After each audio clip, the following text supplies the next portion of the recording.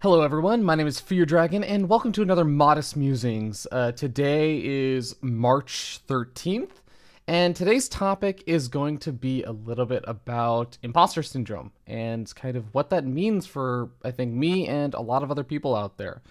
So, first of all, let me just get this out of the way. Modest Musings I think it's been like 2 months now since the last one. Unless you count that message to R StarCraft, which we're not going to revisit. But yeah, I hope that I can be a little bit more stable about this. I've been really busy with both work as well as esports stuff. Doesn't seem like I've been as busy with esports stuff, but trust me, I have, as well as also working on that documentary that I released a preview for. If you guys haven't seen that, please go check that out. I'm working really hard on that, even though it's a little bit scary also, whenever I'm working on that documentary, because there's this voice in the back of my head that always says, like, this could get under 1,000 views, and you're putting over 400 hours of work into this, but it could get under 1,000 views. Think about that. 400 hours of work, that's like working for an hour per 2 views, or like 2.5 views. And most of those views probably aren't even going to watch the whole thing. Oh, that's so scary. So I had to like calm myself down and just sort of think like, okay, just enjoy your chai tea latte, Fear Dragon, and just remember that Starbucks has your back. And also, ooh, green logo, green screen. Oh, look at this. It's changing. Sorry, I'm getting distracted. But yes, so that's something I have to calm myself down from. So go check out that trailer. But anyways, let's talk about imposter syndrome, talking about insecurities. So for those who don't know, I've talked about this before. That's something that I definitely feel for myself. Not like in the sympathetic sense, but in the sense that I definitely feel and understand the imposter syndrome. Well, understand is a strong term for it, but it's something that I think is very common actually in the other main industry that I'm in, which is software development. A lot of people really suffer from this, and I know that it's also something that at least I suffer from, not only in software development, but also I end up experiencing it a lot in esports. There's always like these kinds of fears, or I guess concerns that wherever you've gotten somewhere, if you're not familiar with the kind of term, whenever you get somewhere, oftentimes it's because of luck, or you basically didn't quite earn your way there, and there's always this fear that you're going to be found out or outed, and suddenly everyone will realize that you don't actually deserve to be here, that kind of thing. And sometimes, or oftentimes, it can even be something that you're very consciously aware of. Like, you can list out the facts and say, oh, actually, like, I've been putting in like X number of years in the industry. I've like clearly done some of these things, or like some of these gigs, and I've been invited back. Or in software development, like, I've held jobs at these other places and I've successfully helped launch such and such products, etc. But it can be really, really concerning, I think, for a lot of people when they kind of encounter this sort of mentality, because you can consciously think that, but you don't feel it. There's a difference between what you consciously think and what you feel deep down inside. And I think it's trying to match the two that's really the hard part for a lot of people. So I know for me, I still feel that way about most of the commentary stuff that I do. And it's actually very weird because especially with commentary, it can be very difficult to measure your success or measure your skill without using like previous gigs or anything like that as a stick of measurement, or like, social media numbers and all this stuff. All of these things have so many other complex factors in what's involved.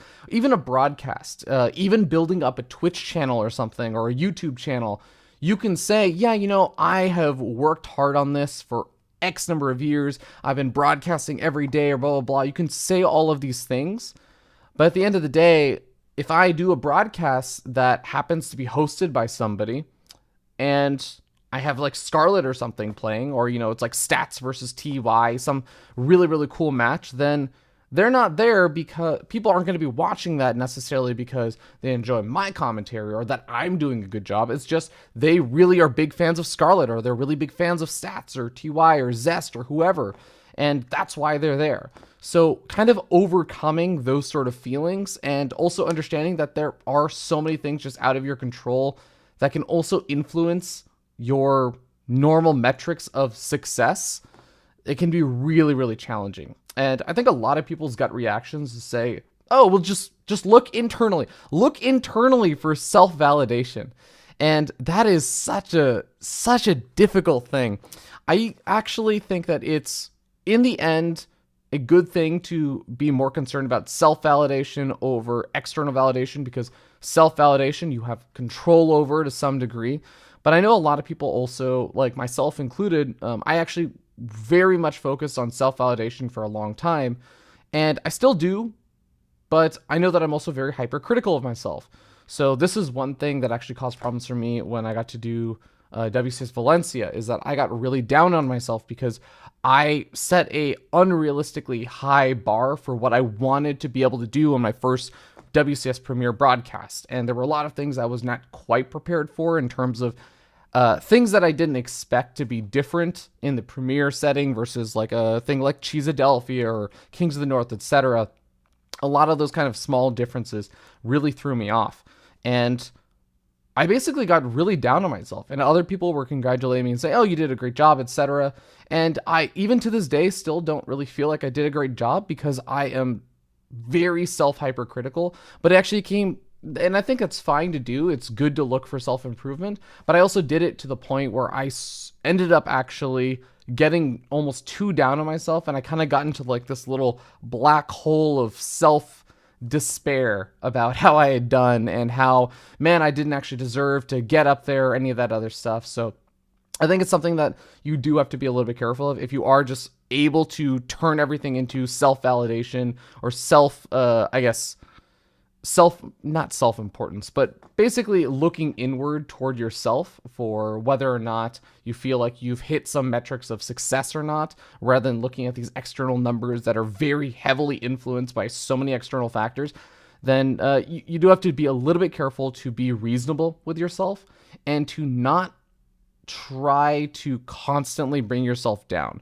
It's okay to learn from mistakes. It's okay to even be a bit overly critical, I would say. I know that sounds weird to say, like, it's okay to be overly critical, with the operative word being over, therefore being too much. But you can be pretty hypercritical of yourself, but just make sure it doesn't get in the way of kind of where you want to go, and it doesn't get also in the way of your own happiness. You need to be able to celebrate your own successes. And I think that's the biggest thing I've learned in dealing with imposter syndrome, is that learning how to celebrate your successes for someone who has imposter syndrome is really freaking hard, because you're so attenuated to just attributing your successes to luck.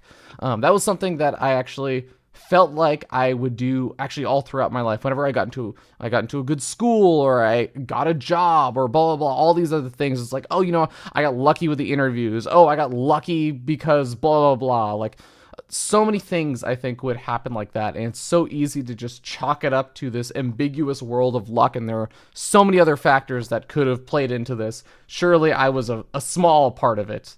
So I think it is a little bit difficult, but if you do struggle with imposter syndrome, please try and do your best to celebrate your little victories. Feel good about the things that you feel like you did okay with or did well, and try and keep reasonable standards for yourself, and really, really just hold on to those things you felt like you did well, because I know it's very easy to define yourself by your failures, but remember that you're not just your failures.